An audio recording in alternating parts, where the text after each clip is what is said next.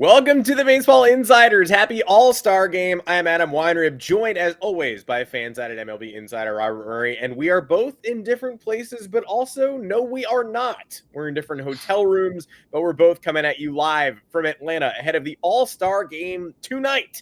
We were at the Home Run Derby last night. We were at Media Day yesterday. We're going to be at the game today, and we've picked up plenty of tidbits along the way. We'll be giving you what we know, as well as responding to your questions. Thanks for joining us, everybody, on this show from, as I believe they say, the ATL. Robert Murray, how are you doing, dude?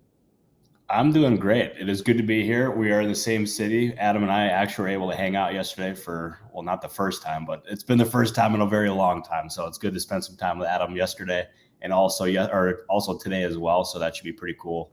Learned a lot of cool stuff at the All-Star Game and at Media Day and just in general. So I'm anxious to dive into that.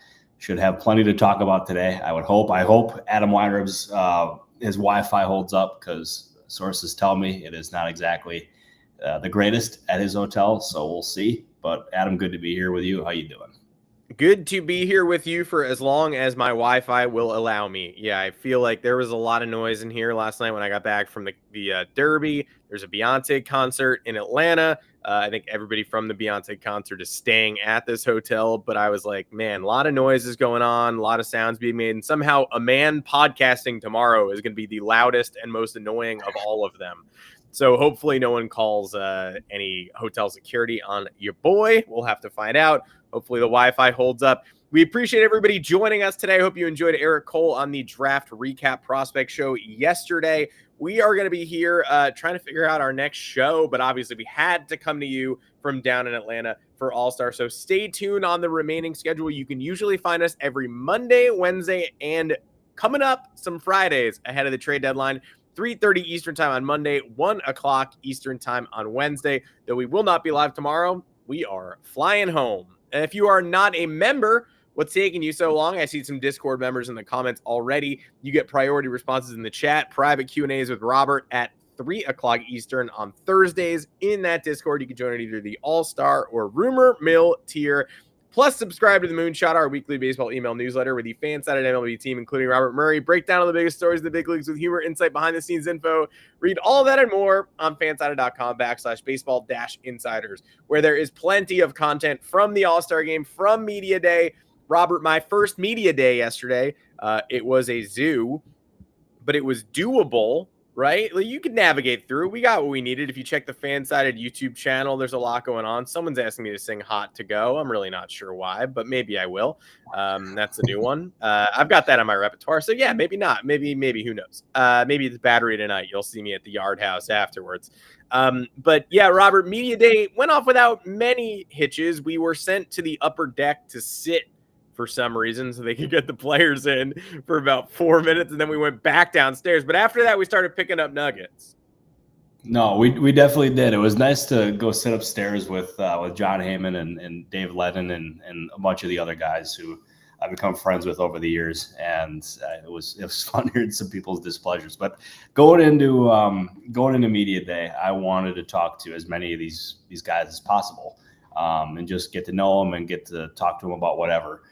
But one thing that I really wanted to pick up on, and I know this was numero uno on the rundown, so I'll just dive into it right away if you're okay with that, Adam. Absolutely. It is Jacob Misiorowski, and he is absolutely the talk of the All-Star Game, and for reasons that are good. Some people are also not very happy that he's here, saying that he's undeserving considering he's only made five appearances or 5 starts. I still think it's a great thing for the game, but one thing that caught my eye was a report that surfaced that he was having extension talks, or he had extension talks with the Brewers and that an offer was made. I am here to tell you that is not actually the case. Like, there was something very brief that happened, but no offer was ever made. So it makes no sense for the Brewers, or it makes no sense for Misiorowski to do an extension now. At this point, we got to put him firmly in the race to win National League Rookie of the Year. If he's probably the definitive favorite at this point, unless he bottoms out or whatever. And if he does that, he gets 1 year of service time, which gets him 1 year closer to free agency. And I can't imagine any scenario in which he would be doing an extension now. It's a very similar case to what happened with Paul Skeens last year when he got Rookie of the Year. And it's a big thing for the contract, and I cannot imagine that's anything that Misiorowski is going to be in a hurry to do. So yes, I do believe that the Brewers are going to want to extend him at some point, but now is not that time. And that price tag continues to go up by the day because his star is just rising. And it was very interesting to see, because like usually team PR people don't come to media day. It's just a Major League Baseball kind of PR people that work here. But Mike Vasallo of the Brewers, who's their senior member of their PR team, showed up, and it was specifically because Misiorowski was here. So it's cool to see Mike, who I got to know when I covered the Brewers, but his job is very busy right now considering the star that Misiorowski is. Yeah, and Cespedes Barbecue, I think, pointed it out. Various All-Stars had different degrees of security around him yesterday. Like, you could go up to Ryan O'Hearn, you could go up to David Peterson. I mean, even the Derby guys, Byron Buxton, I got some time with. But Misiorowski, if you wanted to talk to him, you got to be 5 feet away from the podium behind a rope. Like, they were really controlling. Hey, you can, if you want to join the scrum, you can, but you're not getting intimate FaceTime with this dude. We obviously want to make sure that the crowd does not get too insane because, varying range of emotions. You and I going into media day were wondering if anybody was going to pop off about the Misiorowski selection, let alone the contract information you wanted to get to. It seemed like no go. I don't think we got anything inflammatory. The All-Stars were happy to be there. The Phillies folks settled their differences and paid out Christopher Sanchez and what have you. But still, they were very careful about who talked to Misiorowski and how easy it was to do that. I see a bunch of comments. Some of them are mean. One of them is calling Jason Dominguez mid for some reason. But the unifying theme is about the Red Sox and Joe Ryan. And Joe Ryan in general is sort of a hot button. I saw John Heyman talk to Byron Buxton about what if the hometown Braves come calling, how loyal are you going to be? He reaffirmed his loyalty to Minnesota. But I know you talked Joe Ryan trade a little bit yesterday too, and you seem a little bit more skeptical than ever before after talking to people that they trade him at all. Just 47 and 49. I had you even fact check that record. I was like, we sure they're 2 games under? They are. They're in it. They're 4 out of the wild card, something like that, in that cluster. So to the Red Sox fans looking for Joe Ryan to be the missing piece, Boston has surged and seems to be one frontline starter short of being very scary. Although weird American League, already pretty scary. What are your thoughts on the Joe Ryan trade market and the direction the Twins go? Yeah, so in general, I've seen a lot of Joe Ryan trade buzz on Twitter, and it got me wondering exactly how real it was. And I was asking people who would definitely know, and the response was that the Twins have not had any conversations about a Joe Ryan trade at all. And they also have not had any conversations about selling at this point. Like, they want to contend. They are 47 and 49. And yes, as you said, I had to fact check it too, because you questioned it in front of me. And I was like, yeah, it kind of doesn't seem very right. But they are 47 and 49. And they are actually in the thick of it. They're within a few games of the wild card spot. And the next couple of weeks are going to be pretty telling for them, and also just a lot of teams in general. But I had somebody, after I ended up mentioning that in a notebook yesterday, put a screenshot of the easiest schedules going up or going forward. And the Twins were one of the top 5 teams who had the easiest schedules going forward into the second half of the year. So that is something that has to be on the mind of the Twins front office there. So unless things totally bottom out, my guess is they probably hold firm. That being said, like, even if they do bottom out, I can't envision them moving Joe Ryan. He's too valuable. He's had a great year. He's controllable for a few years now, or for a couple of years. So I don't think they're going to be in a hurry to move him. They got some bullpen pieces who I think could be very interesting should they actually decide to sell. But as of this point, they're one of the many teams who are kind of on the fringe, who are just not ready to admit that they're willing to sell at this point. Doc in the comments saying he thinks the Jays and Bo Sox are going to be busy. I feel like after reading these teams' trade deadline strategies for the past decade or so now, I think they're both going to make maneuvers, but I think the Blue Jays are going to make larger splashes where you're just like, oh, there go 5 dudes changing hands. And the Red Sox are going to have a deadline where their fans will claim it was underwhelming at the time, and then ultimately it will turn out they got the right pieces. It just feels like, two moves, maybe not that frontline ace like a Ryan type, but then, oh, wait, that piece actually makes a lot of sense, and they improve the roster. No, exactly. And I absolutely think you're right, Doc. I think it's going to be a busy deadline for both of those teams. Even the Red Sox, who they traded Devers. They even said on the record, as we have kids running around here screaming. Beyonce concert out there in Cobb County. Yeah, that's exactly it. And it's but as far as the Red Sox go, they traded Devers. They had Craig Breslow say that they thought they were going to win more games without Devers on the roster. And so far, that's actually proven to be correct. And we've seen a lot of people recently state that they think that the Red Sox could be a World Series team if they continue to make a move or two. And it would make me think that Aroldis Chapman probably does not get moved if that is indeed the case, and that they end up looking to buy, whether it's in the rotation or adding another bat or getting a first baseman. There's a lot that they can do here, and I expect them to buy. I expect the Blue Jays to buy because, how could you not? And even Vlad Jr. said yesterday it's a really exciting thing for him, for that team to be able to buy, because last year, obviously, they were not in a position to buy. They were struggling. But this year, they're contending. They're doing very well, and they're going to add pieces around him and build around that core. So that's an exciting deal. And also, Adam, it's very rare that I can do this for you. So this is off script. So I apologize for that. But I want to know what you learned at Media Day yesterday, because I know you were running around like crazy. You were doing your thing, and I want to know what stood out for you. Yeah, I had a really fun time of it, and I feel like, look, it's my first one. I'm trying to get comfortable, and you have a limited time to speak to these guys, and so you're trying to figure out, okay, the big names, probably not going to happen, and also how much groundbreaking stuff is Aaron Judge talking about at Media Day, right? Like, is anyone going to get him to be like, I'm actually 5'6"? No, so I'm not going to use my time there. I'm going to try to get FaceTime with the guys who I know are probably going to have slightly less of a crowd. And also, I'm interested in first-time All-Stars. Like, there's a comment here that said, the All-Star game means less to me from obviously a burner with all the dropouts. It doesn't mean less to me, and it means more to me that we have more interesting narratives at the game. Spin zone, obviously. Like, you don't want to see these waves of replacements. But I don't think they're undeserving names who got added. And, I think I'm so glad I got to talk to Zach McKinstry and Casey Mize, and it goes deeper than that. There's 6 Tigers. I talked to Casey Mize, told him it pretty much felt like a Tigers flight, just a road trip on the way over here. But if there's anybody on his team, like, we didn't even go deep enough. Like, he thinks Spencer Torkelson should be here, and he's right. The roster machinations don't work themselves out all the time, but yeah, I think Spencer Torkelson absolutely deserved to be here. There are people here other than Juan Soto who did not get the call. We could have gone even deeper. So I learned some lessons in terms of behavior. I sat in front of Kyle Tucker for a couple minutes, maybe a minute too long, couldn't get a question and couldn't decide, okay, when do I leave? When do I, should I stay?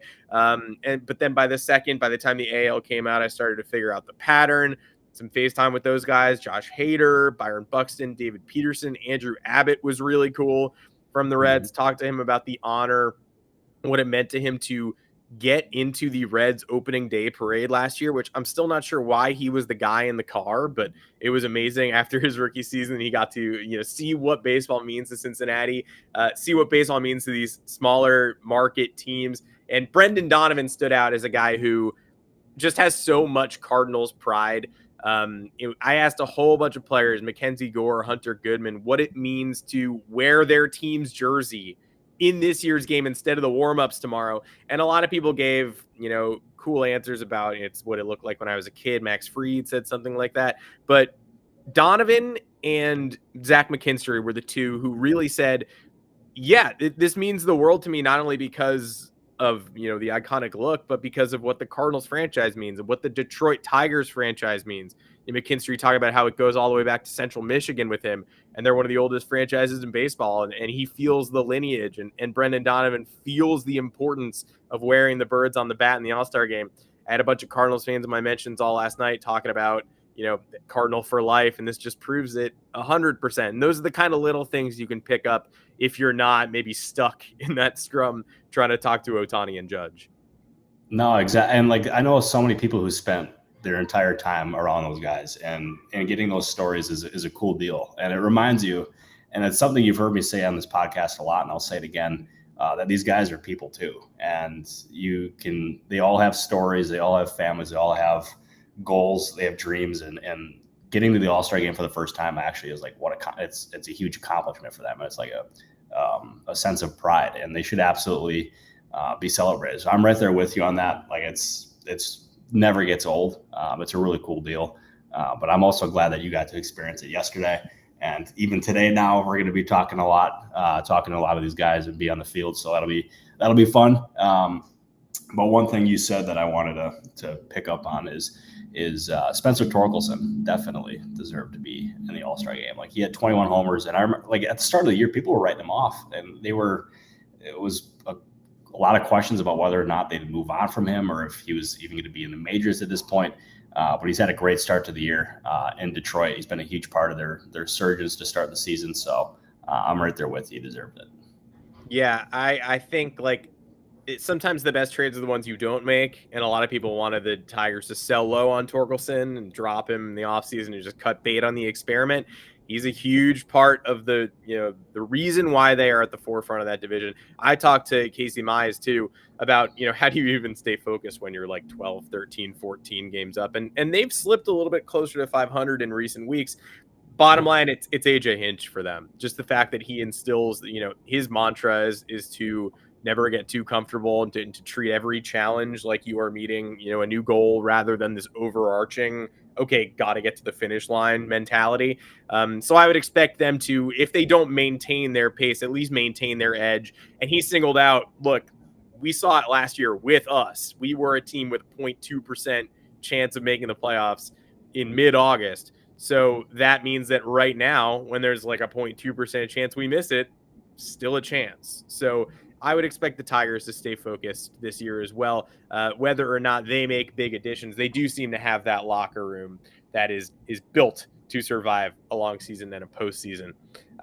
I want to bring another one to your attention that you mentioned in your column yesterday too. This Braves sell-off. Obviously, we are in Atlanta, and Braves fans have faced the reality quite a while ago that this is not going to be a front-running NL East team if they are going to be in the postseason mix. It's going to take a bit of a Tigers-esque miracle, even with all that talent.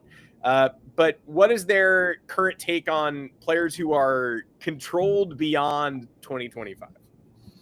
They are beyond adamant that they're not going to be moving players who are signed beyond 2025. Like, they have firm intentions on contending in 2026 and beyond. So the Braves will not be moving anyone who's controllable beyond this year. So we can take that off the radar. They're not moving Chris Sale. They're not moving Ronald Acuna Jr. They're not moving Sean Murphy. None of those guys are going anywhere right now. So we can put that noise to bed. It was a fair thought considering where they were at. And I thought maybe a team like the Padres could end up making a play for Murphy because they obviously need catching. And there's no real legitimate options at this point. I thought maybe Gary Sanchez could be a fit, but he's hurt and he's going to be sidelined for quite a while. But that was just me dot connecting. But the Braves have made it clear that none of those guys are going anywhere. But they have a couple of pieces. Raisel Iglesias, they have Marcell Ozuna, and they have a few others who are on expiring contracts. And July is for sellers, is what I was told. And July is for rentals, is what I was told. And I would look at those guys being potential candidates here. But the twist here with Ozuna is that he has 10-5 rights, which allows him the right to veto any potential trade. And I think he's going to be selective with what he ends up doing, but he is open to waiving it for the right opportunity. So I would look at Ozuna being a prime candidate to be moved. But he'll be selective with where he ends up going or where he wants to go if the Braves do indeed actually come to a deal.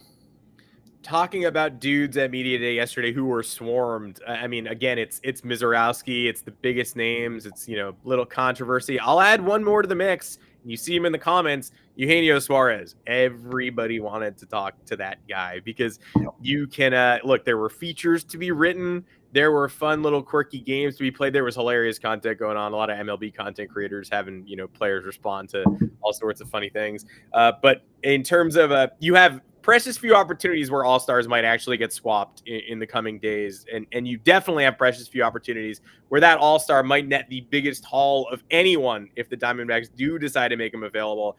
I see Mongo commenting, if the Yankees trade Spencer Jones for Geno Suarez, I'll drink bleach. I don't know if a lot of people are going to be drinking that bleach along with you. You got to give to get, and you might be selling Spencer Jones at his high point.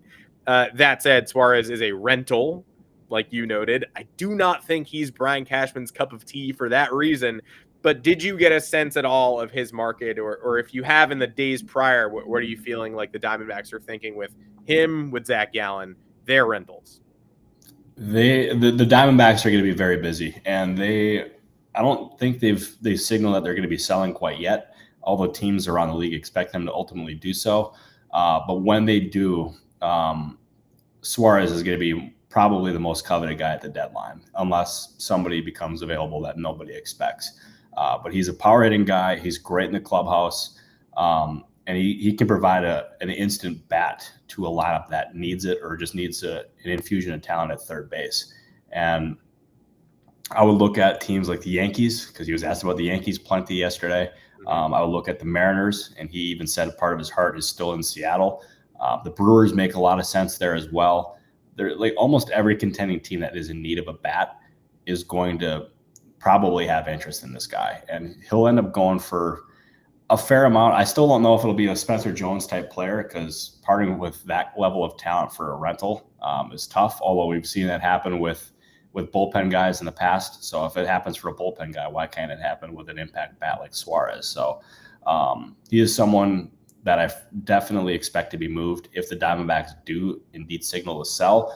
But one note on the Diamondbacks is they still very much want to be competitive next year and then going forward as well. And I don't think they're going to have like this big epic sell-off that we saw like the Marlins have last year, or that the Orioles could potentially have this year. And even Ken Rosenthal noted that they only want to move, if they sell, they want to move one of those starting pitchers, either Gallen or Merrill Kelly. So it could be a limited sell-off there, but they have plenty of pieces. And I'm not kidding you when I say this. Every contending team will call the Diamondbacks looking to see if they'll sell, because if they do, it's going to change the entire market. Because at this point, it's pretty underwhelming, but they could single-handedly change it with just the amount of talent that they have. Yeah, and Josh Naylor noted in the comments, why obviously a burner as well. Like Merrill Kelly and Gallen and Suarez and Naylor could be four of the biggest names, if not the four biggest names exchanged at this deadline. Like the comment said, pending the Alex Bregman, Garrett Crochet, Joe Ryan picture coming to fruition. I think I watched that happen, and I think I know who took it, and I don't think any of you will be surprised, because they're stirring up business. But Naylor and O'Hearn, probably the two, O'Hearn, another all-star who could be on the move, probably the two biggest first base names that could be exchanged. Wait, say that again. Sorry, you cut out there for a brief second. Oh, just Naylor and O'Hearn, probably the two biggest first base names that could be exchanged. And you have to anticipate that both are going to make significant waves. Yeah, both will definitely get plenty of interest. And Naylor, for sure, he'll get a lot of interest as well. And O'Hearn, he is going to make it as difficult as he can for the Orioles to trade him. And like when I say that, he is going to he's going to perform very well. He is loved in and around that organization. I learned that pretty clearly yesterday, and it's easy to see why. Like I watched him within a 5-minute span. He was asked to draw the Orioles logo from memory, and then was asked to blow a bubble while being recorded. And like it was bizarre. It took him like a minute and a half to start chewing the gum and blow the bubble. He's a great sport about it. And then he got asked a question by a puppet. So it was definitely very strange. And that puppet person actually cut off Adam yesterday. So that was not great. That puppet was kind of ridiculous, if I'm being totally real. But he is a great clubhouse guy. He's a great player. He's had a huge year. And there's going to be plenty of teams interested in there. I would look at the Padres. I'd look at the Brewers. I mean, there's so many different people. Like the Astros can make some sense there as well. So I'm looking at those three teams, but there's surely just going to be a ton of interested teams, and rightfully so for a player of that caliber. Yeah, Puppet got the last question in on Max Fried, and you know what? That's all right. At the end of the day, we all have to move on. We all learn things. One question I'm going to bring to your attention is because it's been asked a few times. Jose Ramirez waiving his no trade clause. We've heard for years this will not happen. I just want to confirm from you right now that nothing has changed there, and J Ram is happy and comfortable in Cleveland. Yeah, I'd be remarkably stunned if he was moved. So I would get that out of your head. I think the Guardians could do some other interesting things. Stephen Kwan could be an under-the-radar trade candidate. Emmanuel Clase as a reliever, obviously tremendously talented. He'll be asked about plenty with the Guardians kind of falling off here. So there's still plenty of interesting players with the Guardians, but I do not expect Jose Ramirez to be traded. That would be stunning. Your thoughts, person running in the hallway? Do you have anything to say? That was tough. That's being on the road for you right there. Hey, look, again, I'm on a phone hotspot right now, draining my battery because the Wi-Fi, it's bad when you connect to the Wi-Fi and it requires a password, but you didn't put the password in. And you're like, that's not good. I don't know what I'm on, but here we go. I even got to the hotel last night so late. The Uber situation was an absolute disaster coming out of the battery yesterday. It's probably going to be terrible again today. It took me an hour to get in a car. I had to a Lyft picked up someone who wasn't me and claimed it was me and then changed the destination. And I was like, yeah, because it's not me. And then I got charged for it and refunded. Refunded. I had to chase a guy. My car couldn't move. And he was like, do you want to just come find me? And I was like, whatever. It's already past midnight. Like, I'll do whatever. I got to the hotel, I went to a floor that I don't think had rooms, couldn't find my room. It was a tough hour, but you know what? This is what we go through. The elevator would come down and it wouldn't be able to pick me up because it'd be full of people and the elevator would say too much weight. Look, I don't want to get into it. The hotel has been lovely, but yeah, I'm on a weird Wi-Fi. This is road life. People running around yelling, but this is why we do what we do, so we can go head to the ballpark later and pick up some more nuggets. And yes, RG, we're gonna go to the Yard House tonight. I promise you, we're gonna make that happen. If not we, then at least me. Robert, anything else you want to touch on before I see you in a couple hours? Actually, yeah. Let's say we do go to the Yard House. If anyone's watching this and is actually in the Atlanta area, come and join us. Why not? Let's have some fun. Why not? Yeah, no, I've got nothing else really in my notebook. Actually, I got one other thing. I've actually heard, I've heard from 3 different people about Foster Griffin and how good he looked with the the Giants over in Yomiuri. I butchered that one. But he's pitching fantastic. He's got an ERA under 1, and from everything that I've gathered, he's already got teams eyeing him up in Major League Baseball for this coming off season. So I would definitely look at him to be a name that's going to be mentioned around plenty. I even had one person call him the most under the radar name heading into free agency. So that's one name to definitely keep in the back of your mind. Appreciate that tip. And again, when Robert says it, it is something to keep an eye on. We've heard it plenty this weekend. Thank you for joining us, everybody, on the Baseball Insider. Stay tuned for our next stream. We will keep you posted. We'll let you know in the Discord as well, but turn on your notifications if you're subscribed here. We'll let you know when we're going live. I can guarantee you we're going live next Monday and Wednesday at 3:30 Eastern and 1 o'clock Eastern, as well as the Prospect Show on Tuesday at noon. Hoping to have a fun interview for you there. Or if not next week, then the week after. Working on it. Spoke to a Futures Game participant. I'll leave it at that, and we'll see what we can do for you. And we might even do a Friday show next week as the trade deadline comes closer. I'm going to guess we're probably going to do a Friday show, start picking it up. So no better time to subscribe to the Baseball Insiders and join us than right now. Robert, we got to go and head up to the Battery. And, oh, wow, interesting. The comments letting me know the Yankees were 10-plus games over the Sox. Now it's only 2. That's weird. I knew that. Thank you, though. Did you know? I was going to say, did you know that, Adam? Yeah, thanks for the reminder. It's crazy. Same thing happened last year, to be fair. And the Sox ended up further back than that. So it's not over yet in either direction. But, yeah, one team looks better. When Craig Breslow said that thing about how they're going to play better without Devers, do you think he knew that the Red Sox had a Rockies and Nationals upcoming 6-game slate in front of them? Do you think he knew that? I feel like you probably had a good idea that was the case. Yeah. Like then we went like 3-7 after the trade, and all of a sudden they just played those teams and just went whoosh. Yeah, they went on a 6-game losing streak, and then they played 2 pretty bad baseball teams, and then whipped the Rays. And look, the Red Sox are good, but yeah, I think Craig Breslow maybe knew what he was talking about there.